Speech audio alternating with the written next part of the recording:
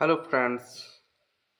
कैसे हैं आप लोग? उम्मीद करता हूँ बढ़िया ही होंगे और आप लोगों की पढ़ाई भी बहुत बढ़िया तरीके से चल रही होगी। आज हम बात करने वाले हैं हिंदी के सेट नंबर 4 की। इसमें टोटल 40 प्रश्न रहने वाले हैं जो एग्जाम की दृष्टि से बहुत भी महत्वपूर्ण होंगे।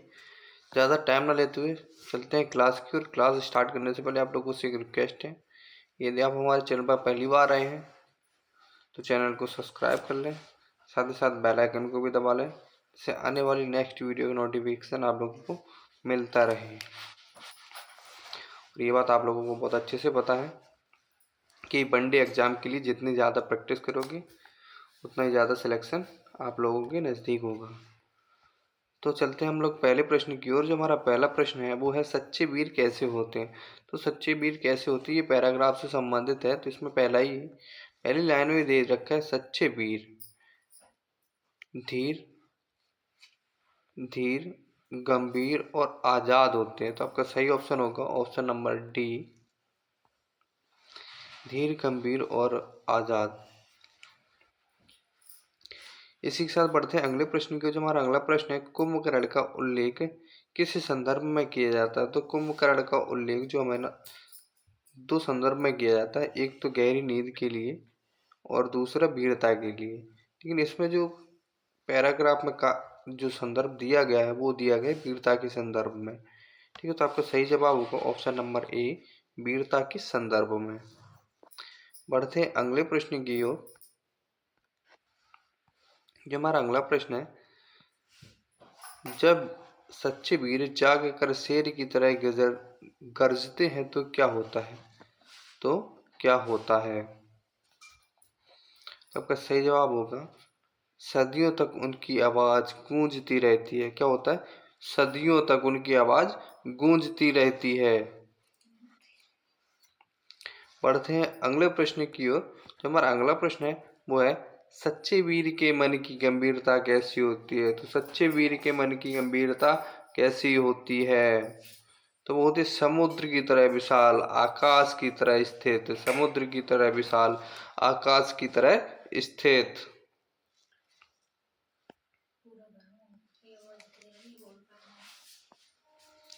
बढ़ते हैं अगले प्रश्न की ओर। इस अवतरण का उपयुक्त संदर्भ या शीर्षक क्या है।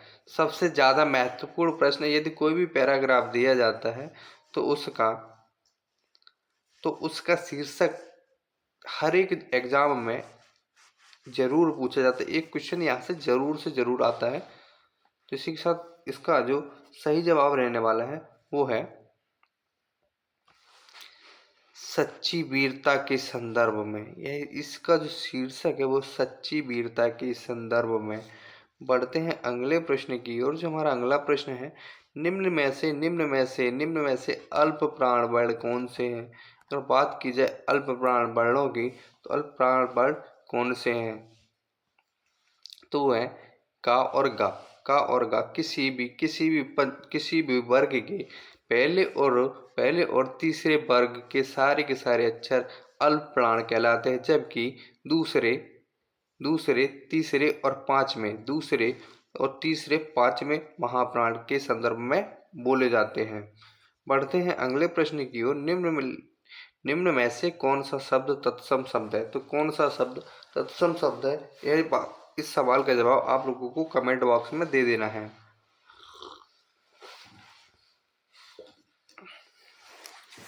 इसी के साथ बढ़ते हैं अगले प्रश्न की ओर। जो हमारा अगला प्रश्न है इनमें से अश्लील शब्द का विलोम क्या होगा।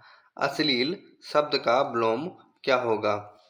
तो अश्लील शब्द का विलोम क्या होगा। तो वो होगा सलील। क्या होगा? सलील। तो आपका ऑप्शन नंबर ए बिल्कुल सही है। बढ़ते हैं अगले प्रश्न की ओर। आशय आशय आशय शब्द का पर्यायवाची क्या होगा। आशय शब्द का पर्यायवाची क्या होगा। तो जो आशय शब्द है इसका पर्यायवाची क्या होगा। तो आपका सही जवाब है वो है तात्पर्य। क्या है? तात्पर्य। इसके अन्य पर्यायवाची शब्द हैं अभिप्राय, मतलब, अर्थ, सारांश, ये सारे इसके समानार्थक शब्द भी हैं। तो बढ़ते हैं अगले प्रश्न की ओर। जो हमारा अगला प्रश्न है वो है समरूपी शब्द पर्यंत या पर्यक किस संदर्भ में अर्थ का भेद बताइए। तो क्या होगा, पर्यंत का अर्थ क्या होता है? पर्यंत का अर्थ, तो जो पर्यंत पर्यंत का अर्थ होता है तक, क्या होता है? तक। और दूसरे पर्यंत तक का अर्थ क्या होता है? तो दूसरे पर्यंत तक का अर्थ होता है पलंग। तो आपका सही जवाब होगा तक पलंग। तो आपका ऑप्शन नंबर बी बिल्कुल सही होगा। बढ़ते हैं अगले प्रश्न की ओर। जो हमारा अगला प्रश्न है आयुष्मान का स्त्रीलिंग क्या होगा। आयुष्मान का स्त्रीलिंग क्या होगा? तो आयुष्मान शब्द का जो स्त्रीलिंग होगा होगा आयुष्मती। आयुष्मती। जब भी आप लोगों ने सुना होगा, यदि किसी लेडीज या किसी स्त्री को कोई वृद्ध महिला आशीर्वाद देती है तो वो यही ज्यादातर यही बोलती है, आयुष्मती भव। तो यह स्त्रीलिंग होगा। बढ़ते हैं अगले प्रश्न की ओर। बहु बहु का वचन क्या होगा? बहु का बहुवचन क्या होगा? तो क्या होगा? बहुएं। ए आई के साथ इसमें चंद्र बिंदु आएगी तो यह बहुवचन बन जाएगा। बढ़ते हैं अगले प्रश्न की ओर। सर्वनाम के कितने भेद माने जाते हैं? तो जो सर्वनाम है उसके कितने भेद माने जाते हैं? तो उसके 6 भेद माने जाते हैं। कितने माने जाते हैं? 6। कौन कौन से हैं? तो वह पुरुषवाचक, निजवाचक, निश्चयवाचक, अनिश्चयवाचक, संबंधवाचक और प्रश्नवाचक। ये सारे के सारे सर्वनाम के बहुत ही महत्वपूर्ण भेद हैं। बढ़ते हैं अगले प्रश्न की ओर। जो हमारा अगला प्रश्न है वो है मीठा अमरूद। मीठा अमरूद में मीठा विशेषण किस कोटि का है? जो मीठा शब्द है एक किस कोटि का विशेषण है? तो आपका सही जवाब है वो है गुणवाचक विशेषण। कैसा है? गुणवाचक विशेषण। यह अमरूद की गुणवत्ता को बताता है कि यह कैसा है, खट्टा है, मीठा है, कड़वा है, नमकीन है। तो ये सारे के शब्द जो आते हैं वो गुणवाचक विशेषण के अंतर्गत आते हैं। तो बढ़ते हैं अगले प्रश्न की ओर। बंदर एक पेड़ से दूसरे पेड़ पर कूद सकते हैं। बंदर एक पेड़ से दूसरे पेड़ पर कूद सकते हैं। इस वाक्य में कौन सी संयुक्त क्रिया है?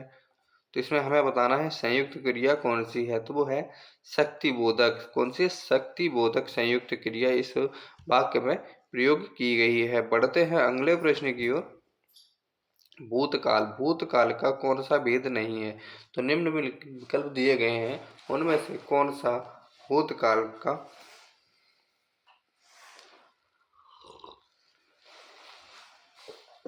भेद नहीं है?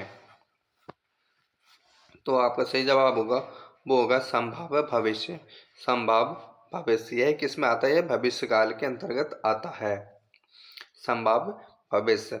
बाद बाकी के आसन्न भूत, अपूर्ण भूत और पूर्ण भूत, ये तीनों के तीनों भूतकाल के ही भेद हैं। इसी के साथ बढ़ते हैं अगले प्रश्न की ओर। हमारा अगला प्रश्न है वह कर्मवाच्य में प्रधान होता है। जो कर्मवाच्य होता है उसमें कौन प्रधान होता है? अगर बात की जाए कर्मवाच्य की तो कर्मवाच्य में तो कर्म ही प्रधान होगा। क्या होगा? कर्मवाच्य में कर्म प्रधान होता है। तो आपका ऑप्शन नंबर सी बिल्कुल सही होगा। बढ़ते हैं अगले प्रश्न की ओर। यदि आप लोगों को वीडियो पसंद आ रही हो तो वीडियो को लाइक कर दें, साथ ही साथ चैनल को भी सब्सक्राइब कर दें। बढ़ते हैं अगले प्रश्न की। किस शब्द में आ उपसर्ग है? तो किस शब्द में आ उपसर्ग का प्रयोग किया गया है? बात की जाए उपसर्ग की तो उपसर्ग क्या होते हैं? क्वेश्चन में कभी कभी पूछ लिया जाता है कि उपसर्ग होते क्या है। किसी शब्द के शुरू में जो शब्दांश लगते हैं उनसे शब्द का अर्थ बदल जाता है, उन्हें हम उपसर्ग कहते हैं। और किसी शब्द के अंत में जो शब्दांश लगते हैं जिसे शब्द बदल जाता है उन्हें हम प्रत्यय कहते हैं। शब्द के आगे लगने वाले शब्दों को, शब्दांशों को हम उपसर्ग कहते हैं और शब्द के बाद में लगने वाले शब्दों को हम प्रत्यय कहते हैं। तो आ उपसर्ग वाला कौन सा है? तो वो है अभाव। कौन सा है? अभाव। आपका अगला प्रश्न है किस शब्द में हार प्रत्यय नहीं है? तो हार प्रत्यय किस शब्द में यूज नहीं किया गया है? तो आपका सही जवाब हुआ वो होगा मिलनसार। इसमें लग रहा है कि हार है लेकिन इसमें आर प्रत्यय का प्रयोग किया गया है। बढ़ते हैं अगले प्रश्न की ओर। जो हमारा अगला प्रश्न है वो है महर्षि में कौन सी संधि है। महर्षि में कौन सी संधि है। अगर बात की जाए महर्षि में संधि की,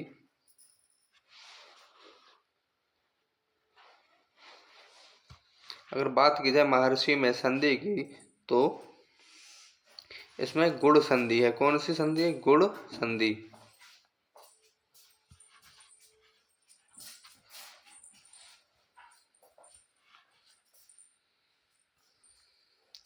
चौराहा, चौराहा में द्विगु समास होता है। चौराहा में कौन सा समास होता है? तो द्विगु समास किस में होता है? तो वो होता है चौराहा में। आपका अगला प्रश्न है विवरण चिन्ह को एक और किस नाम से पुकारते हैं। विवरण चिन्ह होता है उसे किस और अन्य नाम से हम पहचानते हैं। तो आपका सही जवाब होगा वो होगा आदेश चिन्ह। आदेश चिन्ह।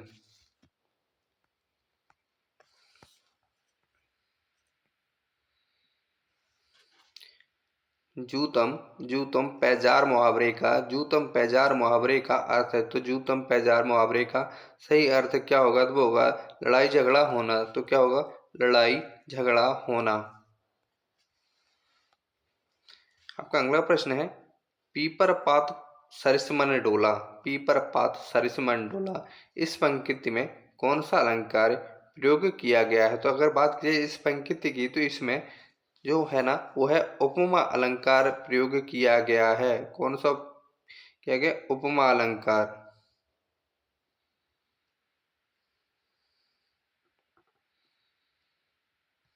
आपका अगला प्रश्न है अधिकार, अधिकार खोलकर बैठना यह महादुष्कर्म है। यह महादुष्कर्म है। इस पंक्ति की रचयिता कौन है? तो इस पंक्ति की रचयिता कौन है?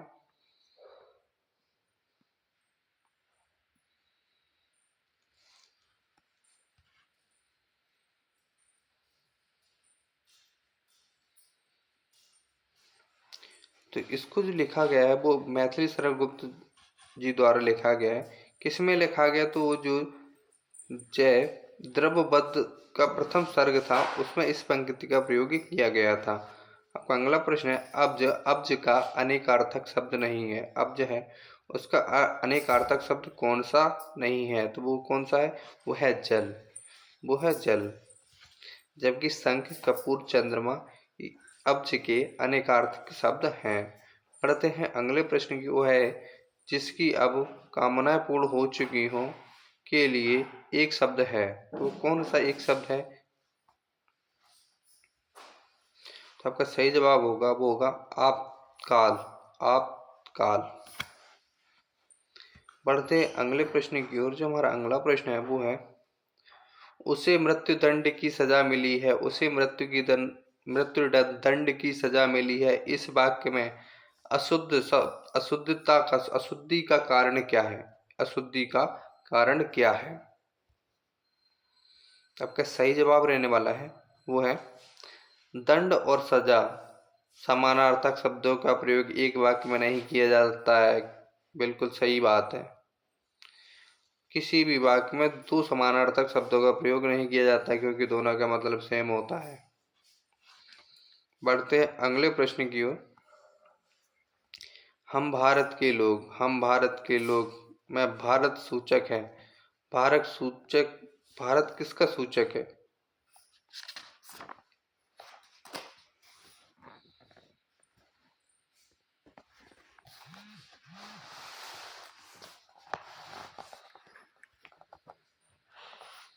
तो भारत पुल्लिंग का सूचक है। किसका सूचक है? पुल्लिंग का। विभक्तियां सामान्यतः किसके साथ आती है? तो जो विभक्तियां हैं वो सामान्यतः किसके साथ प्रयोग की जाती हैं? तो वो की जाती है संज्ञा एवं सर्वनाम के साथ। किसके साथ? संज्ञा एवं सर्वनाम के साथ। पढ़ते हैं अगले प्रश्न की ओर। कहाँ राजा भोज, कहाँ गंगू तेली। कहाँ गंगू तेली। तो आपका सही जवाब होगा ऑप्शन नंबर डी।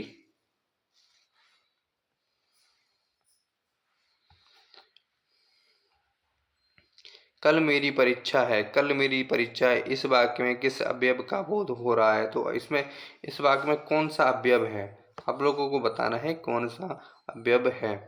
आपका सही जवाब होगा वो होगा समय बोधक समय बोधक अवयव, क्योंकि इसमें एक समय का बोध करा रहा है। कल शब्द हमेशा फ्यूचर के लिए यूज किया गया है इसमें, कल मेरी परीक्षा है। आपका अगला प्रश्न है, करोड़ रस को एकमात्र रस मानकर उसी से उसकी उत्पत्ति बताई गई है, किससे तो आपका सही जवाब होगा वो होगा ऑप्शन नंबर सी, भवभूति से, भवभूति से। अब अगला प्रश्न है, दोहा और रोला छंद को मिलाने से कौन सा छंद बनता है? दोहा और रोला छंदों को मिलाने से कौन सा छंद बनता है? तो आपका जो वो बनता है कुंडलीय छंद। कौन सा? कुंडलीय छंद। भारत का राष्ट्रीय पक्षी मोर है, भारत का राष्ट्रीय पक्षी मोर है। इस वाक्य में मोर संज्ञा के किस भेद को प्रदर्शित करता है? तो किस भेद को प्रदर्शित करता है? आप लोग जल्दी जल्दी बताइएगा इसका जवाब कमेंट बॉक्स में।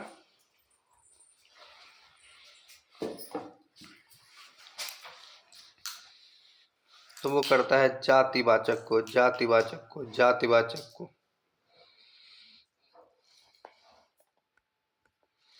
बढ़ते अगले प्रश्न की ओर, सर्वनाम का भेद नहीं है, सर्वनाम का भेद नहीं है। सर्वनाम का भेद कौन सा नहीं है? वह भाववाचक, भाववाचक सर्वनाम का भेद नहीं है। बादबाकी निजवाचक, निश्चयवाचक, प्रश्नवाचक, अनिश्चयवाचक, संबंधवाचक, ये सारे के सारे सर्वनाम के भेद होते हैं। बढ़ते अगले प्रश्न के, इतिहास में इतिहास के आंसू, इतिहास के आंसू किसकी कृति है? तो किसकी कृति है? वो है रामधारी सिंह दिनकर की। किसकी? रामधारी सिंह दिनकर की। बढ़ते हैं अगले प्रश्न की ओर, साहित्य अकादमी पुरस्कार की स्थापना कब की गई थी? साहित्य अकादमी पुरस्कार की स्थापना कब की गई थी? तो वो की गई थी 12 मार्च 1954, 12 मार्च 1954 को, 12 मार्च 1954 को। आपका अगला प्रश्न है, त्रिशूल उपनाम किसका है? त्रिशूल उपनाम किसका है? जो त्रिशूल उपनाम है वो है गया प्रसाद शुक्ल, गया प्रसाद शुक्ल जी का उपनाम त्रिशूल है। इन्हें स्नेही के नाम से भी जाना जाता है। आपका आखिरी और अंतिम प्रश्न, रामचरितमानस में कुल कितने कांड हैं? अगर बात की जाए रामचरितमानस में कुल कांडों की, तो वो 7 कांड हैं।